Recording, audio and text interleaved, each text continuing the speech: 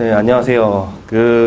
이번에 리드인 편입 설명에 방문해 주셔서 정말 감사드리고, 제가 이제 학점은행제 파트 설명드릴 한대혁 과장이라고 합니다. 이제 저희 쪽 평생교육원 측에서 저희가 이제 나와서 설명드리게 됐는데, 우선은 저희가 이제 나눠주신 프린트 보시면은 당연히 이제 편입을 준비하시는 분들 같은 경우는 여기 지금 다양하게 있으실 거예요. 인서울부터, 그 다음에 간호학과 뭐 다양한 분들이 있을 텐데 처음에 당연히 아시는 부분이겠지만 기본 개념부터 해서 학점은행제가 지금 진행하는 분들도 있을 텐데 그 부분에 대해서 좀 세심하게 좀 세부적으로 설명드리도록 하겠습니다.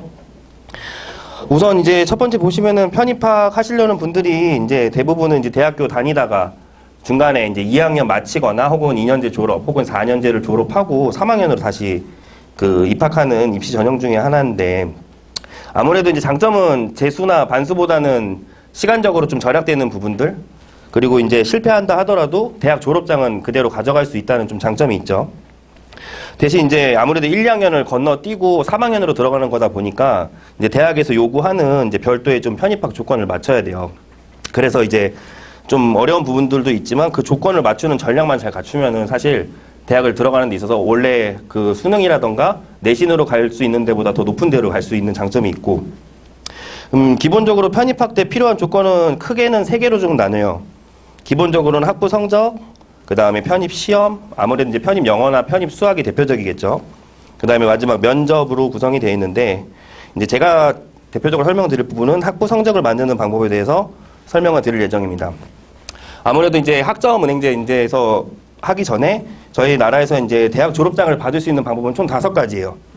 첫째는 이제 일반 대학교에서 만드는 방법, 두 번째는 사이버 대학교, 그 다음에 이제 방송통신대학교라고 이제 들어보셨을 거예요. 방통대에서도 할 수 있는데 옆에는 이제 저희가 이제 간단하게 평균 학비를 적어놨는데 요거는 이제 학과나 혹은 이제 대학교마다 좀 상이하니까 이런 부분은 참고해 주시면 되고, 그 다음에 이제 4번이 학점은행제라 그래서 이제 흔히 알고 있는 것 중에서 평생교육원이라는 말도 들어봤겠지만 무슨 직업전문학교, 실용전문학교 이런 것도 들어보셨을 거예요. 근데 그런 것도 학점은행제라는 교육부 제도로 하는 평생교육기관들이에요. 대부분은 이제 온라인 평생교육원, 사이버 평생교육원으로 할 때는 이제 온라인 원격 평생교육원에서 수업을 받으시게 되는 거고요. 마지막으로는 독학학위제라 그래서 일종의 대졸 검정고시입니다. 잠시만요. 뒤편에 보시면은 독학학위제라고 해서 이제 설명이 나와 있을 텐데, 독학학위제는 독학사 시험이라고도 하고, 이제 대졸 검정고시인데, 이제 1학년부터 4학년까지의 시험을 총 4번을 1년간에 치러요. 그래서 매년 3월, 5월, 8월, 10월, 총 이제 10월 시험을 통과를 하면은 원래는 학위가 나오는 제도인데, 이제 대부분은 이걸로 학위를 따기보다는 중간에 학점은행제로 해서 각 단계별로 해서 이제 60점만 넘기면 학점은행제에서 학점으로 끌고 올 수가 있거든요. 그래서 각 과목별로 4점에서 이제 5학점씩 가져올 수 있기 때문에 대부분은 이제 이거를 조기 졸업 목적으로 해서 기간 단축을 이용하는 목적으로 많이 이 독학사 시험을 치르는 편입니다. 이게 이제 독학학위제라는 이름에 걸맞게 이제 학점을 가져올 때 결국에는 이것도 따로 공부를 하셔야 돼요. 교재나 인강으로. 근데 이 부분은 대부분 아마 담당자분이 있으시면은 잘 안내나 추천을 받으실 수 있기 때문에 추가로 오시는 분들이 그 교재나 인강들을 잘 추천을 받으시면 되고, 대부분은 이제 교재로 많이 하는 편이긴 하고요. 굳이 인강 비용까지는 드리지 않고, 아무래도 이제 독학사라는 게 이제 학점으로 매년 수능처럼 매년 출제 유형 기준이 달라지는 게 아니라 매년 비슷해요. 그래서 출제 유형 분석만 잘 하면은 사실 60점 이상 맞이는 건 어렵진 않거든요. 그래서 학점으로 끌고 올 때 학비도 절감할 수 있고 활용할 수 있는 데서 조기 졸업에서 많이 쓰이긴 합니다. 보시면은 이제 두 번째 거기 표 보시면은 학점은행제랑 일반 대학교랑 차이점에 대해서 간단하게 설명드릴게요. 같은 점으로는 이게 교육부에서 진행하는 제도로 수업을 받으시는 거기 때문에 법적으로는 학위 취득할 때 동학력으로 인정을 됩니다. 또 일반 대학교나 학점은행제 마찬가지로 이미 수업을 받고 계신 분들도 있을 텐데 아마 경영이라던가 사회복지, 아동, 심리 이런 걸로 대부분 정해서 많이 수업을 받으실 텐데 전공을 정해야 된다는 건 같고요. 그리고 이제 출석이랑 과제, 그 다음에 중간고사, 기말고사로 이루어지는 부분들은 일반 대학이랑 똑같아요. 근데 이제 좀 이따가 그거에 대해서 성적을 좀 잘, 이제 대부분 여기 오신 분들이 학점은행제 수업 받을 때 어떻게 해야 성적 잘 받는지를 궁금하실 테니까 그 부분은 좀 더 자세하게 설명드리도록 할게요. 그리고 일반 대학교랑 학점은행제는 똑같이 졸업장이 2월이랑 8월에 나옵니다. 다른 점이 있다면 2월이랑 8월에 졸업장이 나오는데 여러분들이 지금 학점은행제를 이용하고 계신다면은 이 8월에 혹은 2월에 졸업장을 받기 전에 행정처리를 따로 하셔야 돼요. 그 행정처리에 대한 부분들을 대부분 일반 분들은 잘 모르세요. 당연히 이제 담당자분들이나 플래너분들은 그거에 맞춰서 언제 수업을 시작해야 언제 이때 행정처리가 되고 졸업장이 나오니까 이때까지는 수업을 신청하셔야 돼라는 말을 많이 해줄 텐데 그때 그걸 잘 따라주셔야 돼요. 학점은행제는 매달 개강반이 있지만 그 행정처리 기간에 못 맞춰서 수업을 듣게 되면 학위가 안 나오거나 혹은 학점은 가지고 있는데 행정처리를 못해서 교육부에서 정식으로 학점 등록이 안 되기 때문에 지원을 못하는 경우가 간혹 발생합니다. 그래서 그 부분을 꼭 염두해 두셔야 돼요. 이제 밑에 보시면 차이점이 있는데 이제 일반 대학교는 다들 아실 거예요. 이제 수능이라던가 내신 혹은 이제 특별 전형 등의 입학 전형을 맞춰서 들어가야 된다는 단점이 있고 이제 대부분 이제 19살에서 20살 뭐 N수생들까지만 하고 솔직히 나이가 좀 더 있거나 하면 사실 도전하기 쉽지 않죠. 그 다음에 또 이제 대학교 캠퍼스를 운영을 하고 학칙에 따라서 좀 운영을 해요. 그러다 보니까 사실 이 학점은행제 이용하시는 분들이 뭐 일가 병행을 하거나 이런 경우가 굉장히 많아요. 그래서 일반 대학교 같은 경우 또 캠퍼스 생활하다 보면은 자기 성적 관리하는 게 굉장히 어렵거든요. 저도 대학교 생활할 때 1, 2학년 때는 그 학점이 되게 낮았었고 이제 좀 군대 갔다 와서 정신 차리고 학점이 좀 높아진 케이스라 그때는 또 이제 편입 뭔가 도전하기에는 성적이 잘 안 돼서 지원 자체가 제가 생각 자체를 아예 포기를 한 적도 있었고요. 그리고 또 이제 스케줄표, 시간표가 정해져 있다 보니까 당연히 이제 뭐 4년제 분들 같은 경우는 자기가 수강 신청할 때 원하는 시간에 수강 신청을 넣는다고 하지만 간혹 이제 변수가 생기거나 해서 빠지는 경우가 발생하잖아요. 근데 학점은행제 같은 경우는 시간표가 아니라 출석 유예 시간이라는 게 있어서 개강을 하고 나면 주차별로 수업이 열립니다. 그렇게 해서 자기가 원할 때 수업을 들을 수 있어요. 낮이든 밤이든 새벽이든.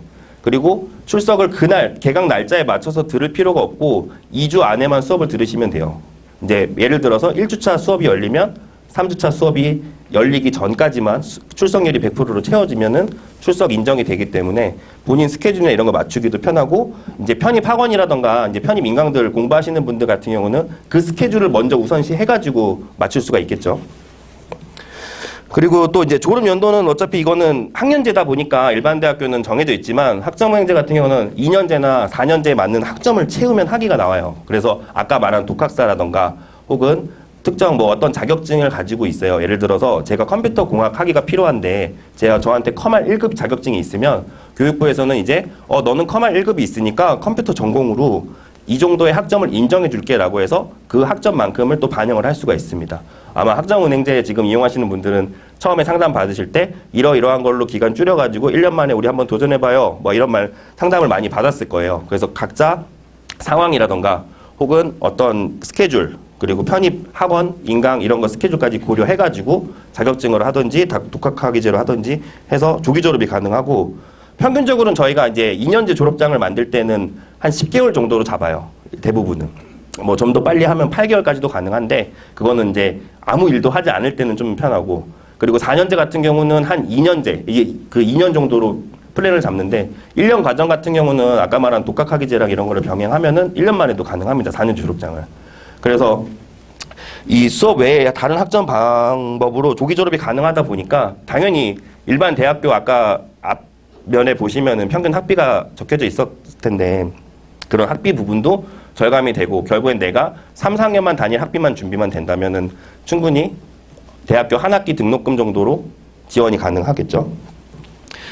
그리고 이제 아까 학기 구분, 졸업장은 똑같이 나와요. 2월이랑 8월에 나오는 건 똑같은데 이 학기 구분이 조금 다릅니다. 우리가 평균적으로 대부분 알고 있는 거는 3월에 우리가 개강을 하고 9월에 개강을 하고 이걸로 기억을 하실 텐데 학점은행제는 12월이랑 6월로 학기가 구분이 돼요. 6월부터 23년도 2학기 수업을 들을 수가 있습니다. 그렇게 해서 6월에 수업을 듣고 대부분 3개월 정도의 수업을 들으면 9월에 마치고 그 다음에 10월에 학점 인정 신청을 받고 그 다음에 12월 15일에 학위 신청 이런 식으로 행정 처리까지 한 다음에 이제 면접 일정이라던가 그 시험을 보러 가시면 되는 거고. 그래서 이제 여기 보시면은 앞에 학점은행제가 왜 유리한가에 대해서는 상대적으로 낮은 커트라인이라고 되어 있어요. 여기 보면은 아마 인터넷상에서 검색하신 분들도 아마 아시겠지만 학점은행도 유리하다, 쉽다, 학사 편입이 되게 쉬우니까 도전해라 라고 많이 되어 있는데 조금 이 개념을 잘 알아두셔야 될 거는 이 학사 편입이 아까 말한 대로 조기 졸업이 가능하다 보니까 좀 더 만들기가 쉽고 빠르니까 이 커트라인이 낮다고 생각하시는데 실제로 생각보다는 학사 편입이랑 일반 편입은 전공이라던가 대학에 따라서 경쟁률이 다 달라요. 그렇기 때문에 편입학원에서 무조건 그런 전문가에게 상담을 받아보셔야 되고 본인이 도전하려는 학과라던가 대학이 어떤 건 일반 편입이 높을 수가 있고 어떤 건 학사 편입이 높을 수가 있거든요. 특히 이제 여기 오신 분 중에 아마 간호학과 하시는 분들도 있을 거예요. 그래서 간호학과 같은 경우도 대부분 이제 성적이랑 공인영어 면접으로 아마 대부분 하기 때문에 그 부분에 대해서도 잘 준비를 해야 되는데 이제 이 커트라인 자체는 성적을 잘 받을 수 있기 때문에 커트라인이 낮다고 표현을 하는 겁니다. 대부분 웹상에서는. 그리고 아까 잠깐 계속 강조했던 건데 결국에는 시간 단축이 가장 포인트예요.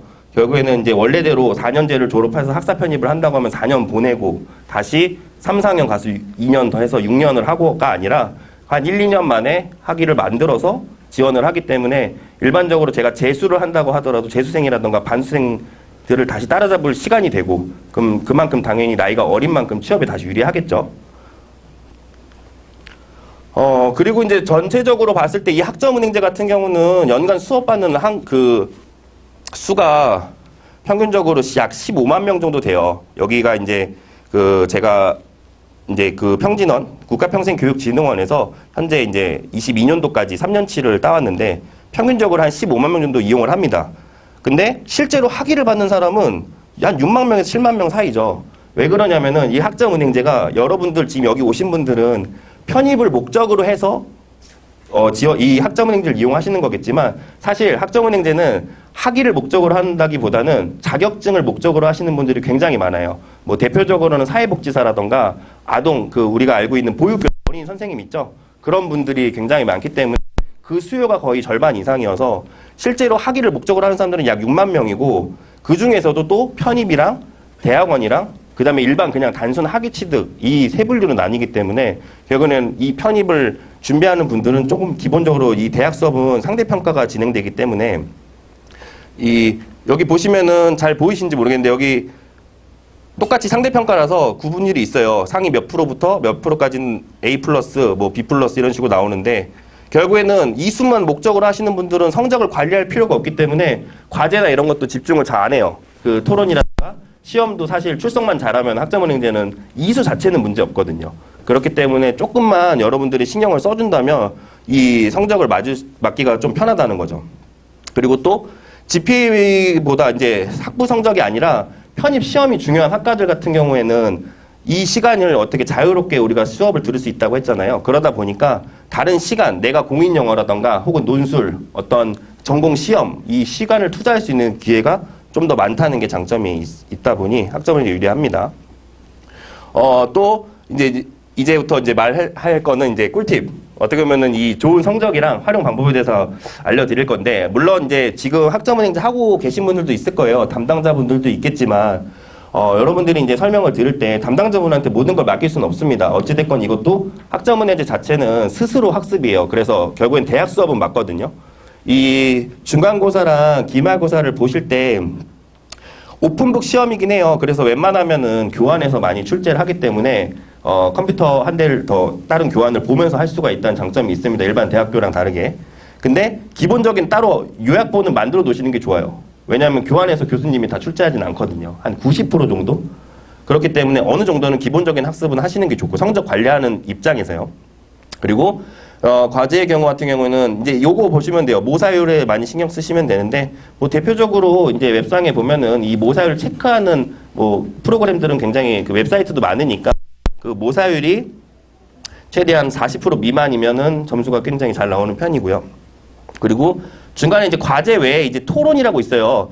이제 대학 다닐 땐 사실 이제 뭐 팀 과제나 이런 게 있지만은 학점은행제는 팀 프로젝트나 이런 과제가 없기 때문에 이걸 토론으로 많이 대체를 해요.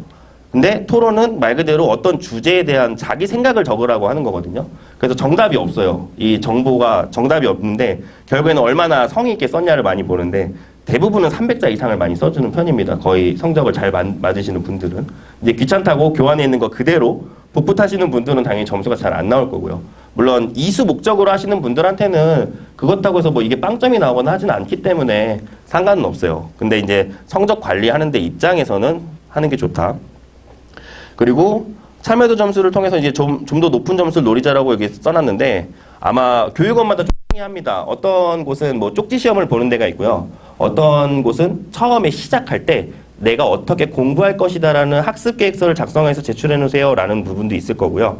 중간중간에 OX 퀴즈가 나오는 것도 있어요. 이거는 말 그대로 점수를 주기 위해서 만든 거예요. 어떻게 보면은 가산점을 위해서 만든 거기 때문에 조금만 신경 써서 체크만 한다 하더라도 이거는 정답 틀려도 됩니다. 그렇다고 해서 뭐 점수가 까지거나 하진 않기 때문에 오히려 최대한 뭐 학습 계획서 같은 경우 당연히 성의 있게 써야겠죠. 너무 한 줄 이런 거보다는 최대한 4-5절 이상 내가 이렇게 공부할 거고 저는 이 과목에 대해서 사실은 아닐 수 있겠지만 이 과목에 대해서 열심히 할 겁니다라는 목표를 적어주는 거거든요. 교수님한테.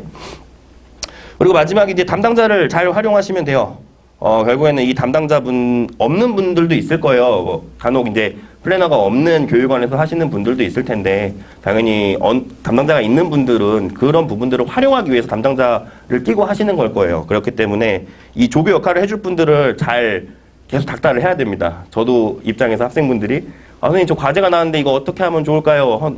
모사율이 어떻게 됐는지 저도 좀 같이 확인해 주세요. 시험 때 이렇게 하면 어떻게 봐야 되는지 이런 것들을 많이 물어봐요. 그럼 당연히 저희가 먼저 저희는 이제 일정 안내는 하지만 먼저 이걸 할 의무는 없어서 그래서 간혹 이제 서운해 하시는 분들이 있죠. 잘 안 챙겨준다. 근데 그게 아니라 오히려 학생분들이 활용을 많이 잘 해주셔야 됩니다. 이 부분은. 그리고 과목도 지금 이 업을 하고 있는 분들은 어떤 교수님 수업이 쉬운지 어떤 전공 중에서도 우리 전필 제외하고는 전공 수업 같은 경우는 어떤 게 쉬운지 다 알아요. 그리고 어떤 게 성적을 잘 주는 교수님이 다 알기 때문에 그 부분도 꼭 잘 과목 선정이나 이런 것도 잘 요청을 해주시면 될 것 같고 여기 밑에 잘 보이시나요 혹시? 이게 잘 안 보이시나? 여기 보면은 출석, 중간고사, 기말고사 이렇게 퍼센테이지 나눠져 있는데 출석에서 15%, 중간고사에서 뭐 25%, 기말고사 25%, 과제 20%, 과제 학습 참여도랑 토론 점수에서 합계가 100%. 그래서 이제 90점 이상 맞으면 이제 상대평가를 나왔을 때 이제 저희 이제 평진원이죠. 국가평생교육진흥원의 성적 보고가 되고 거기에 따라서 전환점으로 뭐 평점 4.5 만점 중에 몇 점으로 GPA가 측정이 됩니다.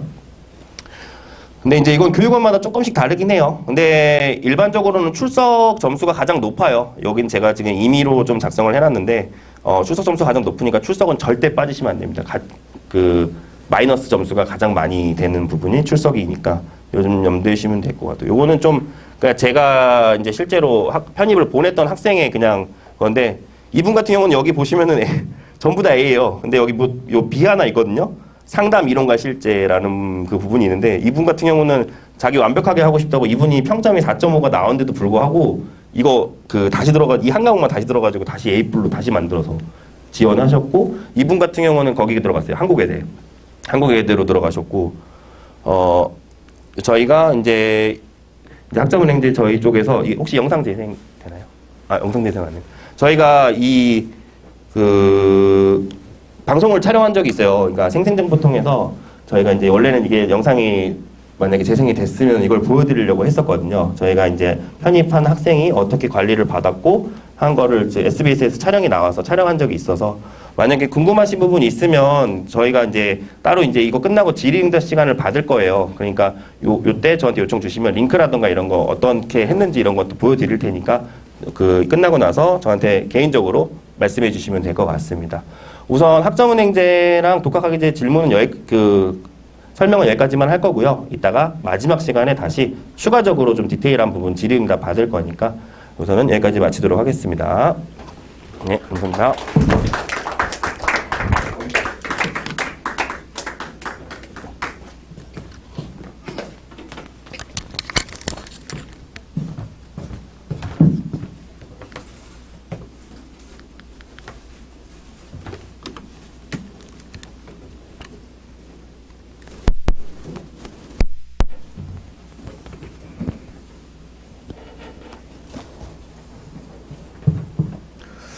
네, 안녕하십니까. 리드인 편입학원에서 편입 팀장을 맡고 있는 김연수입니다. 지금 편입 이제 준비하시는 분들이 있기 때문에 제가 이제 편입 전형에 대해서 설명을 해드릴 거고요. 편입 전형은 크게 이제 일반 편입이 있고, 지금 많이들 준비하시는 학사 편입이 있는데, 이제 일반 편입 같은 경우는 이제 쉽게 생각하시면 4년제 대학에서 또는 전문대에서 2년 이상, 2학년 2학기 이상 수료하신 분들이 준비하시는 과정이 일반 편입이고, 학사 편입 같은 경우는 이제 학점은행으로 학사를 취득하셨거나 아니면 4년제 대학을 졸업하신 분들이 편입을 할 때 시험을 보시는 게 학사 편입이시거든요. 그러니까 많이들 준비하시는 게 이제 일반 학사 이렇게 나눠지는데 뭐 세부적으로 들어가면 뭐 특성화고 전형도 있고 뭐 농어촌 전형도 있는데 그런 해당 사항이 있으신 분들 많이 없기 때문에 이제 일반 편입과 학사 편입 위주로 설명을 드리겠습니다. 이제 일반 편입 같은 경우는 제가 나눠드린 자료 보시면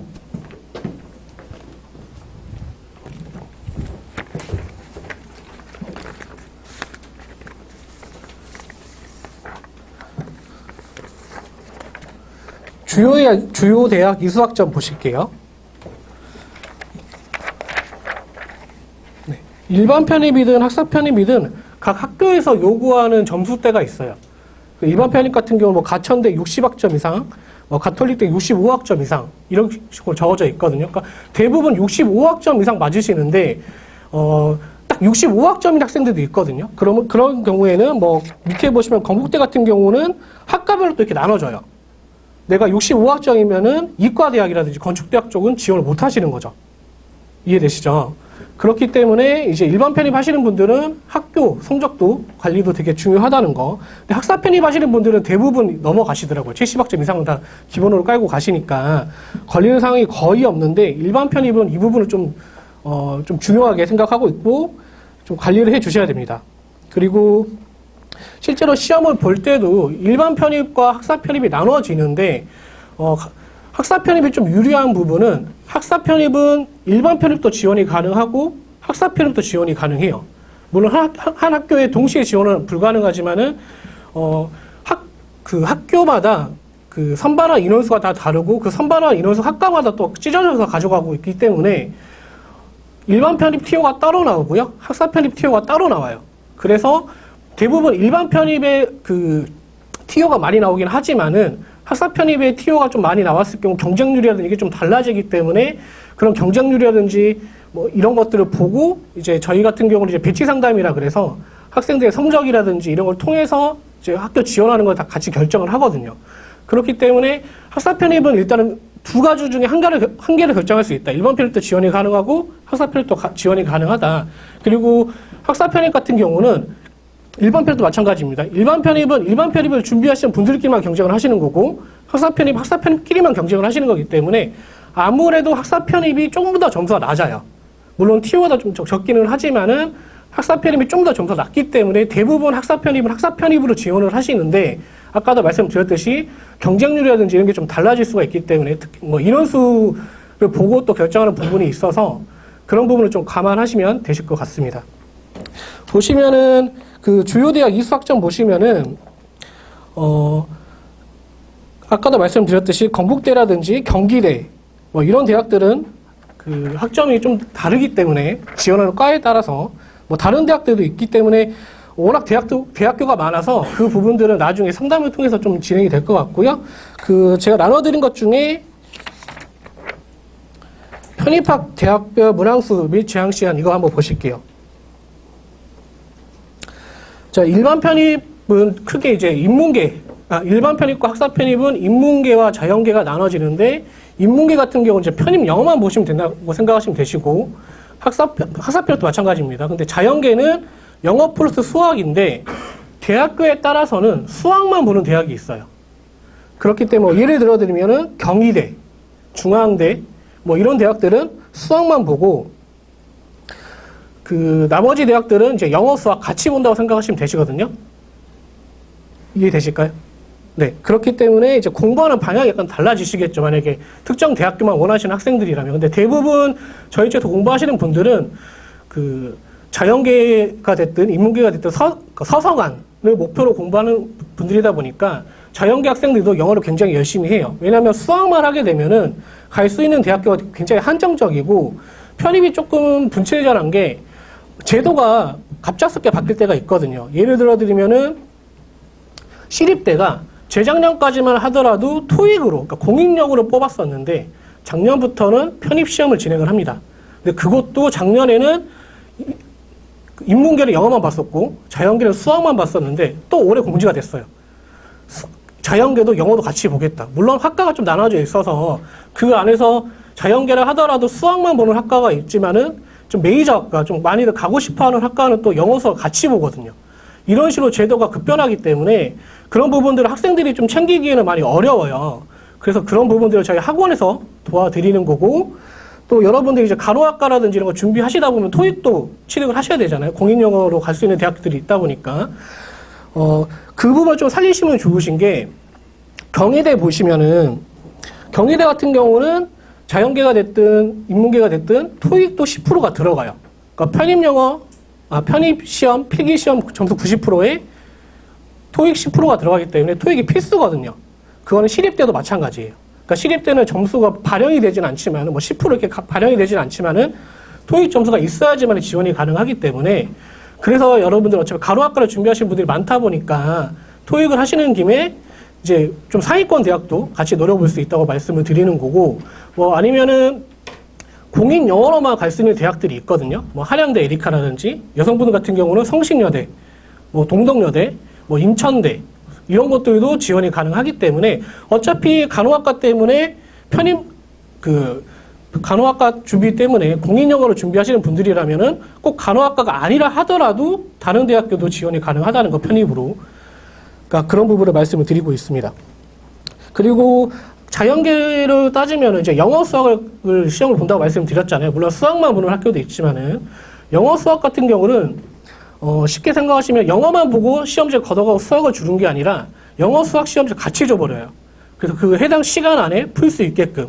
물론 이제 학교에 따라서 영어 시험지를 걷어가고 쉬는 시간은 한 40분 정도 주고 수학을 보는 학교도 있거든요. 근데 그런 학교는 뭐 한양대 정도밖에 없어서 여러분들이 이제 같이 공부를 하시면서 저희 쪽에서 만약 공부를 하게 되시면 모의고사라든지 이런 걸 통해서 이제 그런 시간 배분하는 연습도 같이 하게 되실 거고,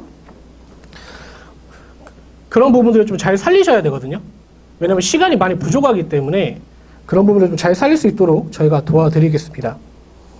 그리고 시험 제도가 많이 변한다고 말씀드렸잖아요. 뭐 예를 들면은 서강대 같은 경우는 재작년까지만 하더라도 사지선다였는데 작년부터는 오지선다로 바뀌었어요.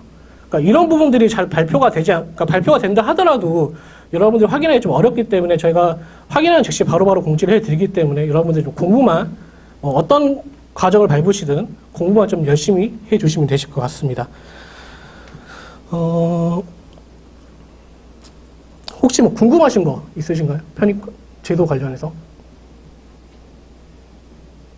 보통 토익 시험은 네. 점수가 몇 점대 이상이어야 이득이 되는 거죠? 이게 이제 그 학교마다 좀 다른데, 아까 제가 말씀드렸듯이 경희대가 있고, 그 시립대가 있고, 연세대도 토익을 보는데 그런 그 자격 요건이거든요. 근데 경희대가 유일하게 시험 성적에 반영이 되니까 토익 편입 필기시험 플러스 그 공인영어가 반영이 되다 보니까 자연계 같은 경우는 저희 학생들, 이제 합격생들 얘기 들어보면 한 700점 이상이면은 무난 합격합니다. 10%밖에 안 들어가기 때문에. 근데 작년 합격생들 보면은 그 이하 막 500점, 600점 대도 합격을 하고 그래요. 그러니까 토익은 편입영어 시험을 준비하는 데서 큰 비중을 차지하진 않아요. 그게 자격 요건이라고 생각하시면 되시거든요, 그냥. 그러니까 700점 정도 있으면 자연계는 무난한데, 문제는 이제 문과 학생들, 그러니까 인문계 학생들은 아무래도 영어만 하는 거다 보니까 그거보다는 훨씬 더 좀 높게 있으셔야 돼요. 그런 부분이 있습니다. 또 궁금한 거 있으실까요? 간호학과 같은 경우는 네. 자연계 쪽이 메인으로 알고 있는데, 그러니까 둘이 뽑는 인원이 다르지 않나요? 인문계랑 자연계랑? 인문계로 생각하시면 되세요. 그래, 네. 네네. 근데 간호학과도 워낙 그 전형이 다양하다 보니까 그 부분은 뒤에서 설명을 드릴 거고, 똑같이 일반 편입이 있고 학사 편입이 있고, 전문가 양성 과정이 있고, 이런 게 좀 나눠지다 보니까 그렇게 생각하시면 되실 것 같으세요. 대부분 이제 인문계가 됐든 자연계가 됐든 편입영어, 편입 수학만 준비하시면 거의 모든 대학 지원이 가능하다. 물론 논술을 보는 대학도 있어요. 간호학과 준비하시는 분들은 이제 연고대 준비하신 분들이 있다면은 논술도 하셔야 되거든요. 근데 연대 같은 경우는 토익이 그 자격 요건 중에 하나예요. 800점 이상이어야지 지원이 가능하고 이렇게 되어 있거든요. 쓰려면 800점 이상 있어야 돼요. 이런 부분으로 나눠져 있기 때문에 어차피 토익을 준비하시는 김에 아까도 말씀드렸듯이 토익 전형인 대학교도 지원이 가능하니까 같이 이제 그 훨씬 더 많은 대학을 지원이 가능한 거죠. 네. 또, 네. 보통 편입 영어 수학을 준비할 때 기간은 얼마나 잡나요? 보통 학생들이 그냥 편입은 언제 시작하든 그냥 올해 지금 준비하시는 분들이랑 내년 시험 준비하시는 거예요. 그러니까 내년 입학하시려고. 그러니까 저희 같은 경우도 뭐 지금 시작하신 분들도 있으실 거고 1월 달에 시작하셨던 분들도 있으실 거잖아요. 그러니까 그거에 맞춰서 그 속성 과정이 다 진행이 되고 있고요. 또 어차피 점수가 나오기 때문에 그 점수에 맞춰서 갈 수 있는 대학들을 다 선별해 드려요.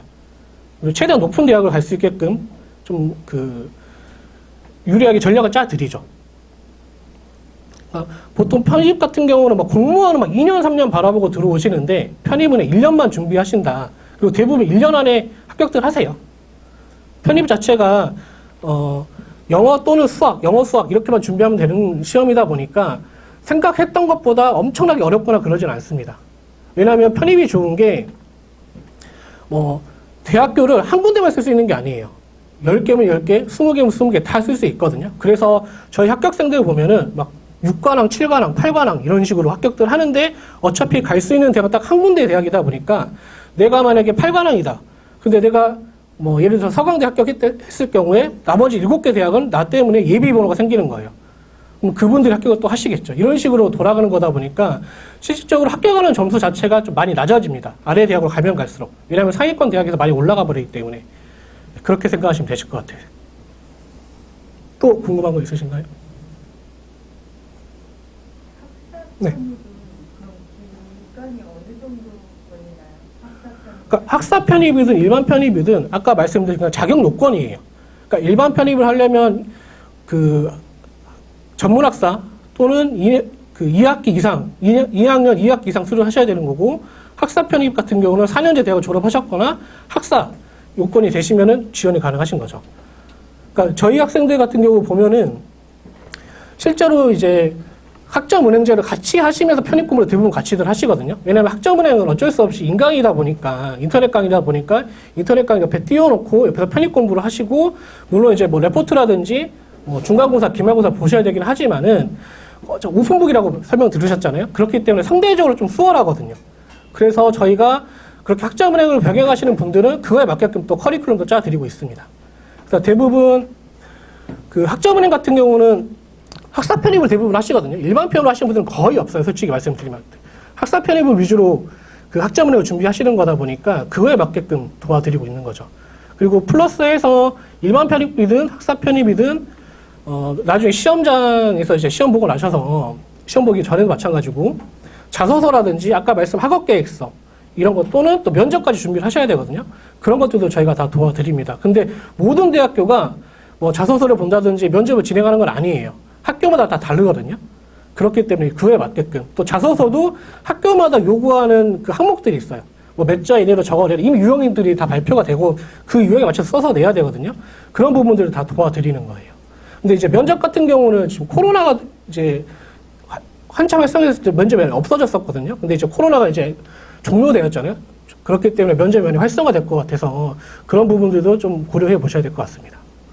또 궁금한 거 있으실까요? 없으시면 마치겠습니다.